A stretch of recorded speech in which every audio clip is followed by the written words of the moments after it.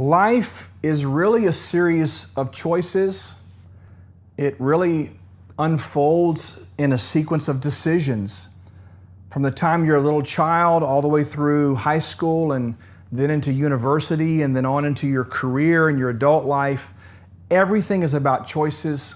Everything's about decisions. And in that process, there's going to be a number of times when you face some pretty major decisions. Maybe it's who you're going to choose as a spouse.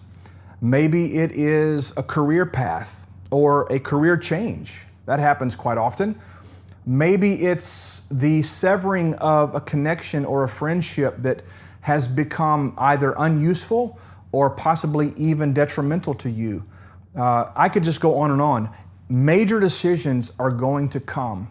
Major opportunities are going to present themselves. You'll have to choose. Am I going to step into this or am I going to step into this? Am I going to stay the course? Am I going to jump over here on this bandwagon? It's always about choices and decisions. I want to share with you 5 things that I believe every person should consider doing when they are faced with a major decision. Number 1, right off the top, slow down. I'm not sure where we got caught up into this instant gratification, instant result, instant decision mode, but it's almost as though we put this pressure on ourselves that, if you have a decision to make, you got to make it like in 24 hours or less. I don't know what the deal is. Now, sometimes you're faced with maybe a job offer and you've got to give them a decision within 24 or 48 or 72 hours or a week or whatever. I get that there are some timelines like that, but most times we're not under the gun, so to speak, to make a decision. And so just slow down. Take a deep breath in. Exhale, man. Get some people around you to pray with you about it, to consider it with you, to offer their counsel. But just breathe, man. Just breathe. Take your time.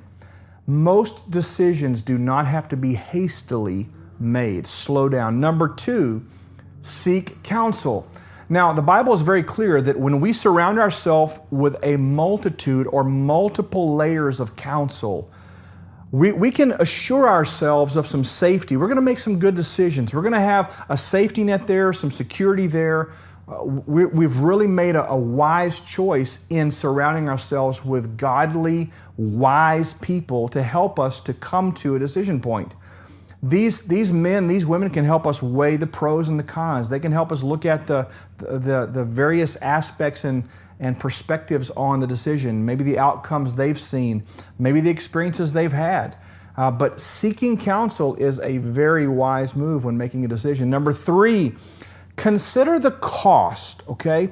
Now, every major choice or decision comes with, income and expenses.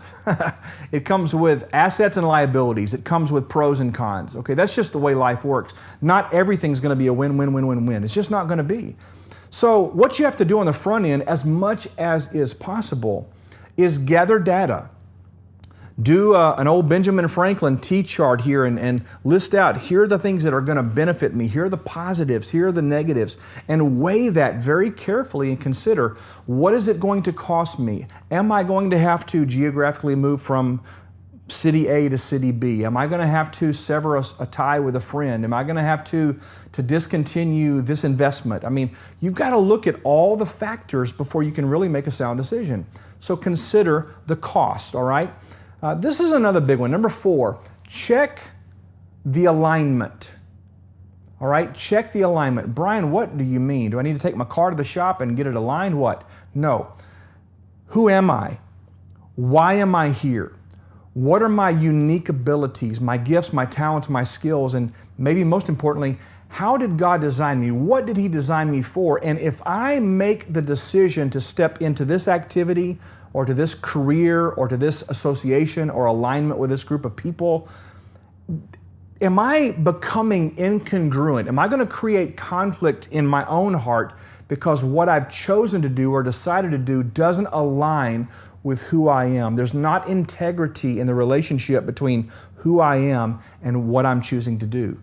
You've got to check the alignment because sometimes people, let me say this, a lot of times people will make a decision because it seems like it's going to create for them better opportunity or generate more revenue or more money. But then it turns out that the cost, man, the expense, it's not aligned. It creates too much conflict. Check the alignment. Number 5, my favorite, pray. We say, well, Brian, that's so religious of you. No, let me explain what I mean by pray.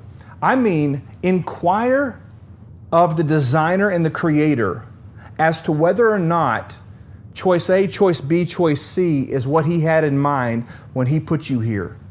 I'm telling you, this is just my worldview, my belief. I believe that God is vested. I believe He's deeply interested in the outcomes in our life. And I believe He knows the end from the beginning. And therefore, if we will simply ask, He'll probably give us some kind of a clue, right?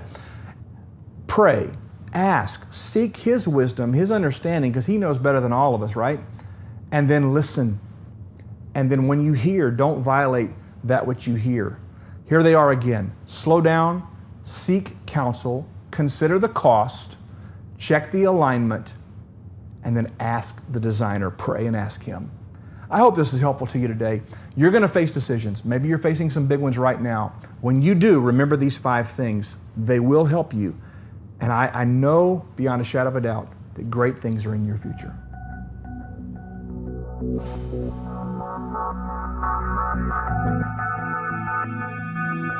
Thank you.